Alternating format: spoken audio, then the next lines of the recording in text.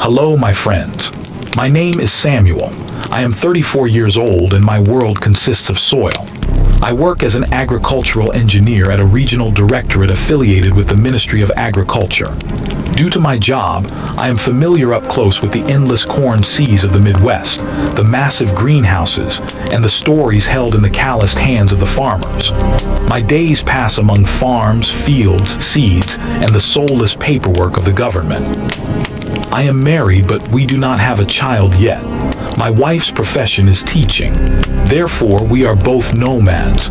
Wherever her assignment takes her, that is where our home is. Right now, we are in a town near the Ohio border, where a rusty, tired tractor and an American flag hang in front of every house, seemingly charming from the outside but quietly silent within. It was the middle of last month when that phone call from my hometown in Ohio cut through all our peace like a knife. My uncle had passed away and we received the news. After my father's death, he had acted as a father to us and his heart could not withstand the exhausting pace of life. It stopped suddenly. Death always catches a person at their weakest and most helpless moment. As soon as we got the news, I took my younger brother Owen, who is 7 years younger than me, and we set out. Owen had just graduated from university and had a mind that worked like a clock mechanism, ticking smoothly. This journey was more than a funeral for us. It was a debt I knew had to be repaid. The debt of loyalty had to be paid. Our 3 days in Ohio passed amid damp-smelling condolence houses, the metallic scent of the soil, and the endless whispers of relatives. Near the evening of the fourth day, it was time to hit the road. Owen's job postings at his computer and the piles of files waiting on my desk were calling us. The farewells stretched under Ohio's gray sky, and when we hit the road, the sun was setting on the horizon like a bloody wound. My 2005 Japanese sedan beneath me was a tired car bought with a civil servant's salary. The town mechanic's words, "This girl won't leave you stranded," echoed in my ears, but the car lied to me slightly with every gear shift. I did not like the main roads, the roar of those massive trucks, and the constant sense of racing. So I turned the route through the cornfields, winding like a snake along a path nearly invisible on the map. During the day, the plains were peaceful, but at night, they turned into the most terrifying place on earth. It was around 11:30 at night. An old country station was on the radio, playing a crackling song as if calling from another world. Owen was next to me, his head resting on the window in the deepest wells of sleep. Then, the thing I feared happened. The air inside the car suddenly changed as if the door of a refrigerator had been opened. The lights on the dashboard flickered like a dying pulse. The radio went silent with a sharp static, and the engine stopped abruptly, wheezing as if an invisible hand were strangling it. The steering wheel in my hand turned into a stiff iron bar. When I pulled the car to the side on that rocky gravel road, I realized for the first time how dense and tangible darkness could be. "Are we there?" Owen asked, his voice echoing strangely in the darkness. "No, brother," I said. "The car broke down. It's completely dead." "What are we going to do, bro?" Owen asked, his teeth chattering from the cold.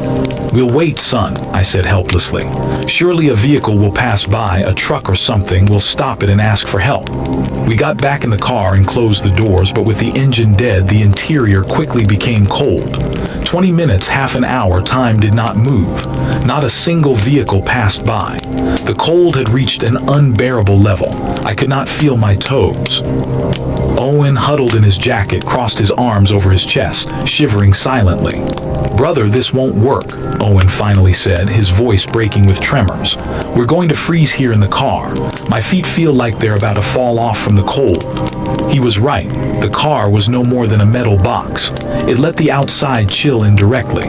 We needed to find a place that would shield us from the wind. I looked carefully into the pitch-black darkness outside the window. A little ahead on the opposite side of the road, on a slightly elevated slope, I noticed the silhouette of a stone structure. It seemed to have low walls. It might be an old, abandoned stone house. Owen, I said, pointing toward it. Look, there's a structure over there. The walls seem sturdy. At least it will block the wind. We also have 2 thick blankets in the trunk. Let's take them there. If we stay in the car, we won't survive until morning. Owen looked outside and squinted. Are you sure? Who knows what's there? It's pitch black. Better than freezing here, brother. Come on, grab the blankets. I also took the small flashlight from the car's first aid kit. Its batteries were weak. It gave a yellow and dim light, but it was enough to see our path. We locked the car and crossed to the other side of the road. When we stepped off the asphalt onto the dry, hard soil, the wind's howl became even more pronounced. As we approached the structure on the hillside, I realized it was not a house or shelter. This was a forgotten grave site in a deserted area. Right next to the grave stood a tree with a thick trunk, its leaves fallen. Brother, Owen said, pointing the flashlight at the upright gravestone. I think this is a grave. I paused for a moment. Standing by a grave in the middle of the desolation at this hour of the night naturally made a person uneasy. But the wind was blowing so violently that those stone walls were our only shelter. There's nothing to fear, brother, I said, trying to keep my voice as calm as possible. It's the grave of a lonely stranger. We'll say our prayers, curl up by the wall where the wind doesn't reach, and set off at dawn to stop the first passing car. We have no other choice. Owen, though reluctant, was so cold that he didn't argue. We climbed over the stone wall and went inside. The section of the wall between the grave and the tree completely blocked the wind. The tree's thick roots had raised the soil slightly. We sat down there. Don't be mad at us, whoever lies here. We had no other choice, I thought. Then we spread the blankets on the ground, folded one underneath us and pulled the other over us. We leaned our backs against the cold stone wall and huddled together. The ground was hard. Even though the wool texture of the blanket gave some warmth, I could not shake the chill that had seeped into my bones. The wind whistled through the dry branches of the tree above and occasionally blew a fine dust cloud onto our faces. Owen had buried himself deeply under the blanket, resting his head on his knees. Sleep, Owen, I whispered. Close your eyes, morning will come quickly. I don't know how much time passed, maybe an hour, maybe more. The heavy numbness from the cold and the day's fatigue slowly took over my body. My eyelids grew heavy, the wind sound faded, its roar diminished. My consciousness gradually closed in, and I felt myself on that thin line between sleep and wakefulness. My body was there, feeling the hardness of the ground and the weight of the blanket, but my surroundings had changed. The silence was so deep that my ears were ringing. There was a strange heaviness in the air, as if I had to exert extra effort just to breathe. I knew I was dreaming, but the dream itself was so realistic that even if I tried to open my eyes, I couldn't. I was lying on my back, the surroundings pitch dark, but this darkness was not an ordinary night darkness. It was a dense, tangible kind of sensation I was being pulled into. I felt a pressure on my chest, as if someone was slowly pressing down on me, pushing me toward the ground. My breath short. I wanted to scream, but my vocal cords felt paralyzed. The pressure slowly rose toward my throat. Fear spread through my veins like icy water. Then I heard the voice, not with my ears but echoing directly inside my mind, a deep, firm voice with no identifiable gender or age. It was neither a whisper nor a shout. It was just a clear, definite statement. You trampled my bed. The moment those two words echoed in my mind, the invisible weight on my chest suddenly lifted. Gasping for air, I opened my eyes with a jolt. My heart was pounding as if it would burst out of my chest. My forehead was covered in icy sweat. I quickly sat up. Looking around while trying to catch my breath, we were still next to the grave. The stone wall, the tree, the blankets, everything was as I had left them. The wind was still blowing. I took a deep breath. Just a dream, I whispered to myself. My mind was muddled from the cold and fatigue. I wiped my face with my hand. Trying to calm myself, I turned back to Owen. Owen, I said in a low voice, are you okay, brother? No sound came from Owen. My eyes adjusted further to the darkness. Owen was not lying down. He had thrown the blanket off, kneeling, his back to me, staring directly at the upright stone at the head of the grave. "Owen," I said a little louder. "What are you doing there? You'll get cold. Get under the blanket." Still no response. His shoulders didn't move. I couldn't even see him breathing. A sense of unease, similar to the oppressive feeling from my dream, filled me. I reached out and touched his shoulder. His jacket was ice cold. Slowly, Owen turned his head toward me. Even though I couldn't make out his facial features in the dark of night, there was something in his posture, in the slow and deliberate motion of his head, that terrified me. This was not the movement of my brother Owen that I knew. He silently kept looking at me. He didn't speak a word, just stared straight at me with those empty, expressionless eyes from within the darkness. "Brother, say something," I said, unable to hide the tremor in my voice. "Are you sick? What happened?" Owen didn't take his gaze off me. He slowly rose to his feet with a forced movement, as if grinding bones together. Stepping backward onto the blanket, his eyes remained on me. His face showed no expression. It was as if the person standing before me wasn't my brother Owen, but a stranger inhabiting his body. And what terrified me the most was this. Owen turned his back and climbed over the stone wall, walking not toward the road but in the exact opposite direction, into the pitch-black desolation. His steps were heavy, measured, and precise. "Owen, where are you going? Are you crazy?" I shouted, springing up. I tried to follow him, but my feet got tangled in the blanket and I fell. My knees hit the hard ground and I groaned in pain, quickly getting back up. I shouted into the darkness, "Owen, stop there." My voice vanished into that endless void. My brother had merged into the night, walking into the emptiness of the freezing cold with no explanation. I was left alone, beside that gravestone, facing the weight of that word from my dream and the deep fear caused by my brother's disappearance. A voice inside me told me to leave immediately, but I couldn't leave Owen in the dark. No matter what, I had to find him. Supporting myself on the ground, I quickly stood up. Ignoring the pain in my knee, I ran toward Owen's silhouette blending into the darkness. The terrain of the plains was uneven. Dry thorns pierced my legs. Stones slipped beneath my feet, slowing me down, but I had to catch up with my brother. My eyes had fully adjusted to the darkness, but clouds blocking the moon limited my vision. "Owen, stop, brother. Where are you going?" I shouted with all my strength. My voice faded without echo in the wide, empty land. The distance between us was about 15 to 20 meters. Owen's steps weren't running or hurried, but he walked with such unshakable and measured precision, as if tied to the end of an invisible string. He didn't stumble over holes or stones. My heart pounded like it would burst as I ran after him, exhausted. Fear, combined with the anxiety for my brother, made my stomach cramp. Finally, I caught up and grabbed his right arm tightly. "Owen, are you crazy? Where are you going in this dark?" The moment I held my brother's arm, his steps suddenly stopped like a knife cut. He stood still but didn't turn to me. His face was still facing that pitch-black emptiness deep into the terrain. I grabbed his arm, trying to turn him toward me. His jacket was colder than the outside air.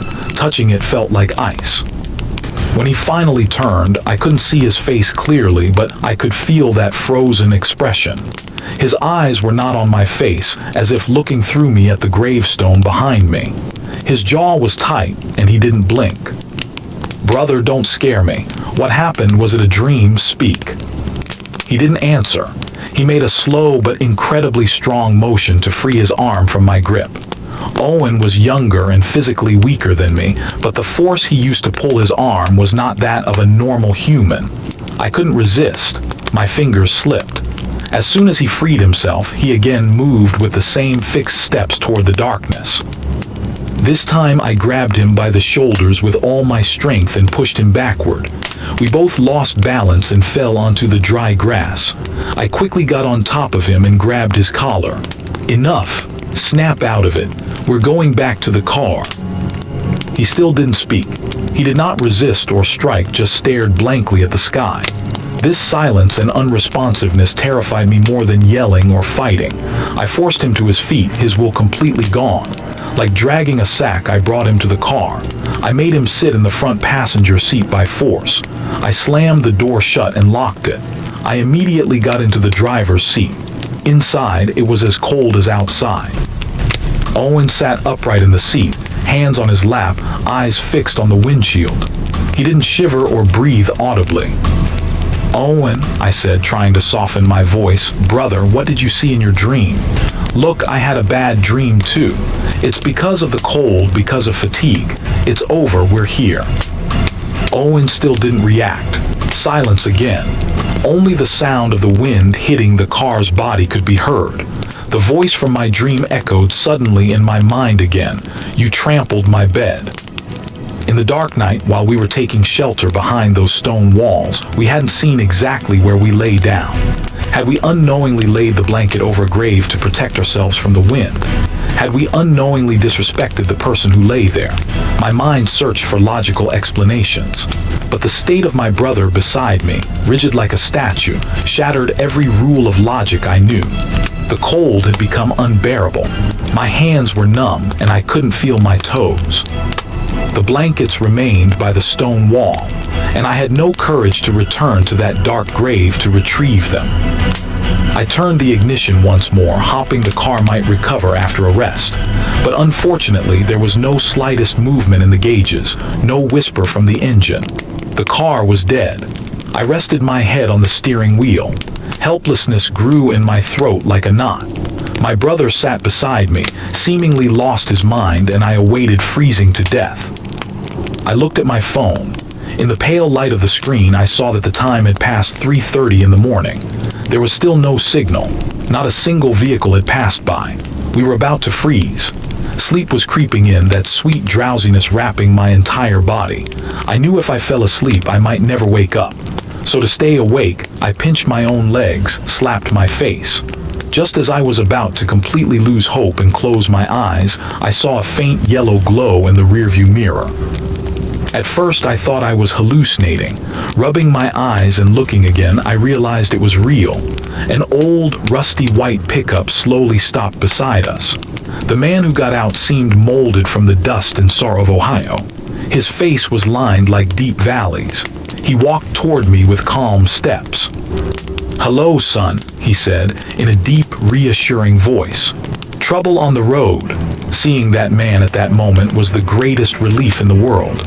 I almost wanted to hug his neck and cry. "Hello, sir," I said, my voice trembling. "Thank you so much. We were freezing, I swear. The car suddenly cut off power and we've been here for 4 hours. My brother is inside. He's frozen stiff."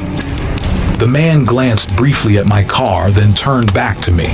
There was no trace of panic on his face. "Don't worry, son. Whoever has been stranded knows the plight of one stranded," he said. He walked to the hood of the car. "Open the hood, let's see what's wrong." I immediately reached inside the car to pull the hood release. The hood popped up slightly. The man took his hands out of his sweater pocket. He didn't ask for a flashlight or any tools. He simply lifted the hood and leaned over the engine block in the pitch-black night. "Sir, you can't see in the dark. I have my phone's light, but it'll run out of charge," I said, fumbling for my phone. "No need, son," he said calmly. "Even without light, a seeing eye sees. Your battery terminals are corroded and the chassis wire has slipped. That's why it cut the power." He plunged both hands into the dark depths of the engine. For a few seconds, there was the sound of metal against metal. It didn't seem like he was using a wrench or pliers, just his bare hands adjusting something. It was so quick I couldn't even grasp what he did. "Try the ignition now," he said. I muttered a quick prayer. "Start it, son." I had my doubts. The battery should have been completely dead. The headlights had been out for hours. Just by pressing a single wire, the car starting didn't make sense. But in that freezing cold, I had no choice. I sat in the driver's seat. Owen was beside me, still like a statue, eyes fixed on the windshield. I took a deep breath and turned the key. The car roared to life without a second of struggle, as if it had just rolled out of the showroom. All the dashboard lights instantly illuminated. The headlights cut through the darkness like blades. The heater fan immediately blew warm air. I couldn't believe my eyes. It worked. At the exact moment the engine came to life, a terrifying, deep inhalation came from the passenger seat. Owen seemed to fill his lungs with air as if he had been holding his breath underwater for minutes and finally surfaced. His rigid body suddenly relaxed. The dull veil in his eyes lifted. He looked around frantically with bewildered eyes. "Brother," he said, pressing back into the seat. His voice was his own familiar, real Owen. "What happened? Where are we? Why did the car stop?" I stared at him, unable to believe his condition. "Owen, are you okay? Don't you remember anything?" I asked. "What would I remember, brother? I was sleeping. The car shook. I woke up. It's very cold here." He began rubbing his arms with his hands, realizing he was cold. He had completely erased everything from his memory.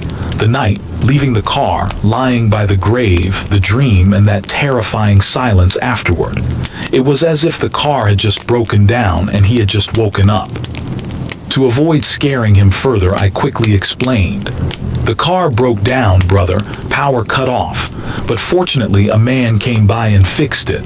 You should warm up a bit. I'll go thank him." I got out of the car swiftly. The man had moved to his pickup, about to open the door. I ran to him, took out my wallet, and handed him some cash from whatever I had. "No need, son," he said, not even glancing at the money. His face carried a warm, fatherly smile. "Helping someone stranded is our duty. In matters like this, money doesn't count. A prayer is enough." Then he looked me directly in the eyes. The depth in his gaze pinned me in place. His voice turned lower, more instructive. "But let me give you some advice, son," he said slowly. "The traveler must travel. In the loneliness of the night, do not linger in unknown places. And especially be careful where you lie down. Not every patch of earth makes a bed. Not every shadow gives comfort. If you unknowingly lie on a stranger's resting place, you won't sleep well." Hearing those words, my blood ran cold. Boiling water seemed to flow down my brain. That word from the dream, "You trampled my bed," echoed in my mind. I had told him nothing except that the car had broken down. It was impossible for him to know we had gone to the grave, that we had lain there, or that I had seen that dream. My throat tightened. "Sir, how do you know?" I barely whispered. The man smiled and simply nodded slightly. "Now go on your way, son." He got into his pickup and drove off. I blinked once, and the red taillights vanished into the darkness in a way that defied physics. The road was pitch black and completely empty. He got into his pickup and the old door closed with a solid thud. The vehicle moved forward, its weak headlights cutting slowly through the darkness. I stood frozen, watching him go, then returned to my car with trembling legs. I sat down and closed the door. The interior of the car was warm. Owen held his hands over the heater vents, warming himself. "Brother, what happened? You're pale as a sheet," he asked, worry in his voice. "Did the man say something?" I swallowed hard. I looked back through the rearview mirror. On that endless flat stretch of road, there was no trace of the white pickup's red taillights from moments ago. The road was pitch black, straight, and completely empty. Its disappearance in such a short time seemed physically impossible. There wasn't even a single side road it could have taken.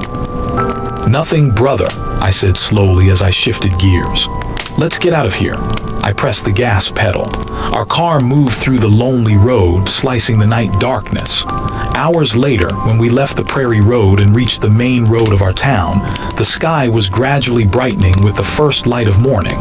The sunrise slowly melted away the deep fear and cold I had felt.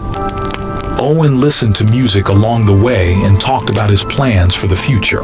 His normal behavior made me question whether everything that night had just been a trick of my mind. But it was. The words of that old man, the car starting with a single touch, and the sudden disappearance of the white pickup from the darkness never left my thoughts. I never told Owen that night we went out of the car to the grave, about his stiff posture, or about what the man on the road said. His complete forgetfulness of the event was perhaps for the best. His mind had protected itself. When we reached town, the first thing I did was take the car to a trusted mechanic. When he opened the hood to check the battery and dynamo cables, he turned to me in shock. "Brother, the battery terminals have completely melted from rust. The chassis cable is torn from its root.